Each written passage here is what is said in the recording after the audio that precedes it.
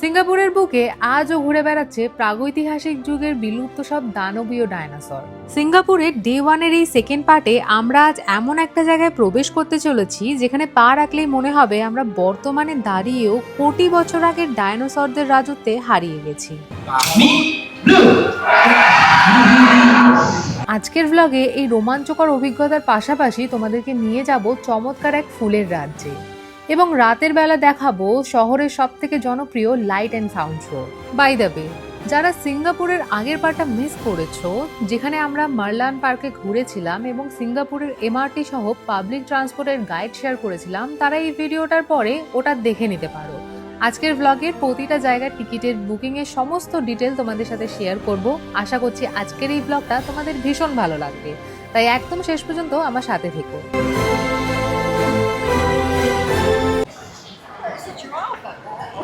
এখন আমরা ঢুকছি ক্লাউড ফরেস্টে, তো চলো ভিতরে যাওয়া যাক। আর ভিতরে এই ডাইনোসর ওইগুলো সব আছে। ওয়াও, সুন্দর ঠান্ডা ঠান্ডা হাওয়া।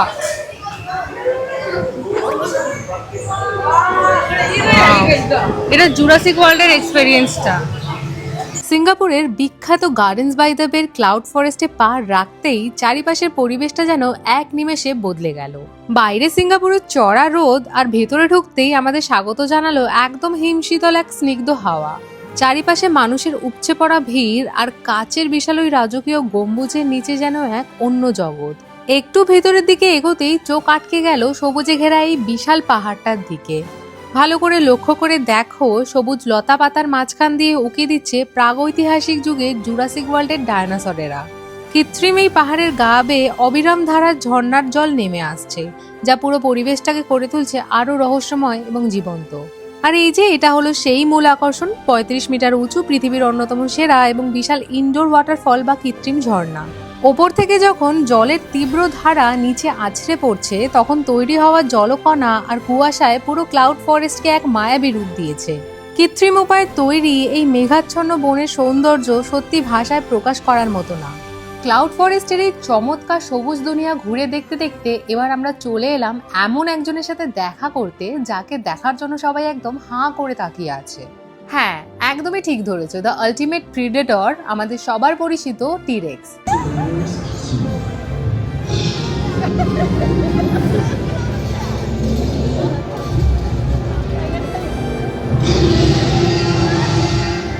যারা যারা জুরাসিক ওয়ার্ল্ড সিনেমাটা দেখেছো তারা এই টি-রেক্সকে তো অবশ্যই চিনবে।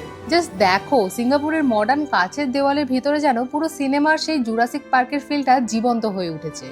আমরা ক্লাউড ফরেস্টের টিকিট বুক করেছিলাম trip.com থেকে, যার মধ্যে ইনক্লুডেড ছিল ফ্লাওয়ার ডোমো। আমাদের কম্বাইন্ড টিকিটের প্রাইস ছিল 3600 টাকা পার হেড। তোমরা চাইলে আগে থেকেও বুকিং করতে পারো বা সামনাসামনি গিয়েও বুক করতে পারো, তবে ভিড় এড়াতে আগে থেকে বুক করে যাওয়াটাই ভালো।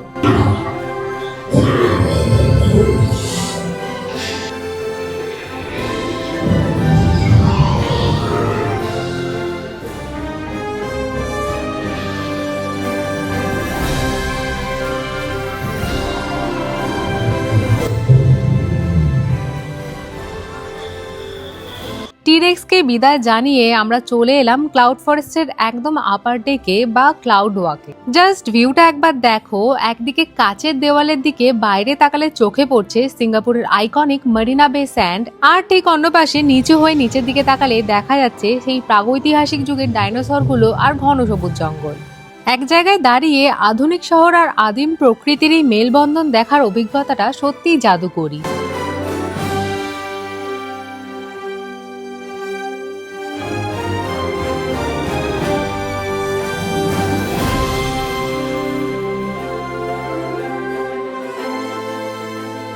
একটু সামনে আসতে দেখি ল্যাবের মতো একটা সেটআপ, যেখানে লাল রঙের লাইটের নিচে রাখা আছে ডায়নোসরের আসল আকৃতির সব ডিম, আর তার ঠিক পাশেই ইনকিউবেটরের ভেতরে ইনকিউবেট হওয়াই পুচকে পুচকে ডায়নোসরের বাচ্চাগুলো। জাস্ট দেখো কি কিউট লাগছে এদের। মনে হচ্ছে একদম সত্যিকারের কোনো জুরাসিক ল্যাবে চলে এসেছি, যেখানে সায়েন্টিস্টরা এইমাত্র ডিম থেকে ডায়নোসর ফুটিয়ে বার করলো। বড় বড় ডায়নোসর দেখার পরে এদের মিনি ভার্সনগুলো দেখতে কিন্তু বেশ অন্যরকম আর দারুণ লাগছিল।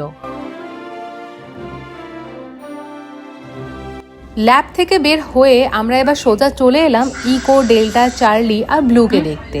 কিন্তু কি অদ্ভুত ব্যাপার, ইকো ডেল্টা চার্লিকে দেখার পরেও আমরা কোথাও ব্লুকে খুঁজে পেলাম না। আমাদের তখন মনের মধ্যে একটা বড় কৌতূহল, আরে বাকি সবাই থাকলেও ব্লু কোথায় গেল। তারপর অনেক খোঁজাখুঁজির পরে ব্লুকে আমরা শেষমেশ যেখান থেকে খুঁজে পেলাম, জাস্ট তোমরা দেখলে পুরো চমকে যাবে। Like to meet Blue? Yes! Fantastic. All right, everyone. Meet Blue. Eyes on me. All right, everyone. Meet Blue. She's sharp and she is smart, but do not worry. ব্লুকে দেখার সেই রোমাঞ্চকর আর টানটান উত্তেজনার পর এবার চলো তোমাদেরকে একটু শান্ত হয়ে ঘুরে দেখাই ফ্লাওয়ার ডোমের ভেতরের আসল বিষয়গুলো। প্রায় 12,800 স্কোয়ার মিটারের জায়গা জুড়ে তৈরি এই বিশাল কাচের গম্বুজটি আসলে একটা আস্ত কৃত্রিম পাহাড়ি অরণ্য। এখানে পা রাখলেই মনে হয় যেন মেঘের দেশে চলে এসেছি। এই ফরেস্টের ভিতরে কৃত্রিম পাহাড়ের প্রায় 7,000-এরও বেশি বিরল প্রজাতির অর্কিড, ফার্ন আর নানাবিধ পাহাড়ি উদ্ভিদের সমাহার রয়েছে।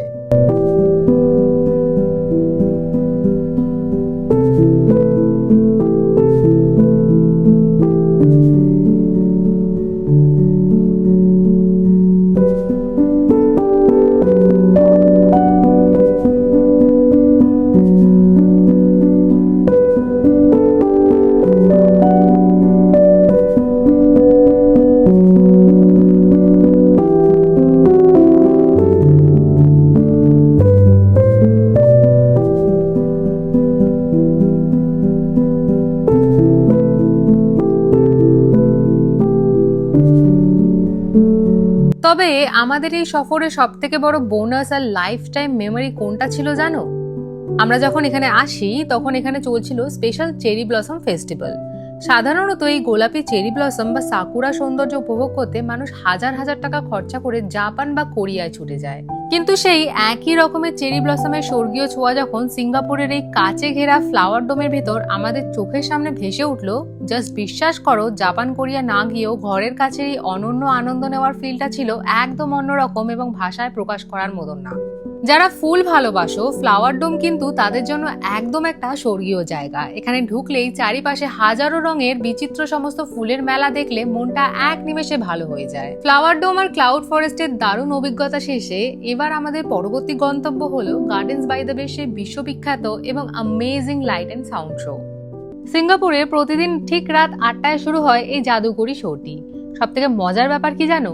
এই শোটা দেখার জন্য কিন্তু কোনো টিকিটের প্রয়োজন নেই, এটি সবার জন্য একদমই ফ্রি। তবে একটা প্রো টিপ দিয়ে রাখি, তোমরা যদি একদম পারফেক্ট একটা জায়গা পেতে চাও এবং সুপার ট্রির নিচে আরাম করে শুয়ে অ্যামেজিং এই আলোর খেলা উপভোগ করতে চাও, তাহলে শো শুরু হওয়ার বেশ কিছুটা আগেই পৌঁছে যেও, কারণ যত রাত এগোবে তত কিন্তু প্রচন্ড ভিড় বাড়ে। এবার চলো আমরাও জায়গা নিয়ে নিই আর আমাদের সাথে তোমরাও উপভোগ করো গার্ডেন্স বাই দ্য বের এই চোখ ধাঁধানো আর অসাধারণ লাইট অ্যান্ড সাউন্ড শো।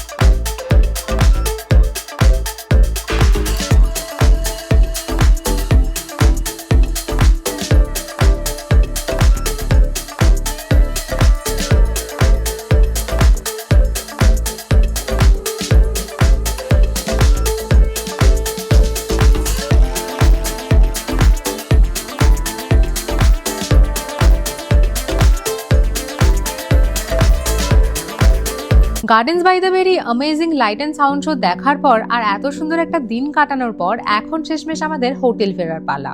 রাতের বেলায় এই মারিনা বে স্যান্ডের চারিপাশটা একবার দেখো, কি অসাধারণ ঝলমলে লাগছে। সত্যি বলতে আজকের দিনটা আমাদের ভীষণ ভালো লেগেছে আর খুব দারুণ কেটেছে। এখন আমরা সোজা এমআরটি ধরে হোটেলের উদ্দেশ্যে রওনা দেব। সিঙ্গাপুরের এই ভ্লগটা তোমাদের কেমন লাগলো অতি অবশ্যই নিচে কমেন্ট করে জানিও। আজকের ভ্লগটা এই পর্যন্তই রাখছি। তোমাদের যদি এই ভ্লগটা ভালো লেগে থাকে লাইক করতে ভুলো না, আর আমার চ্যানেলে যদি নতুন হয়ে থাকো প্লিজ আমার চ্যানেলটাকে সাবস্ক্রাইব করে আমার পাশে থেকো। খুব শিগগিরই তোমাদের সাথে দেখা হবে সিঙ্গাপুরের আরো একটা নতুন আর দারুণ ভ্লগ নিয়ে। ততক্ষণ সবাই খুব ভালো থেকো, সুস্থ থেকো, টাটা।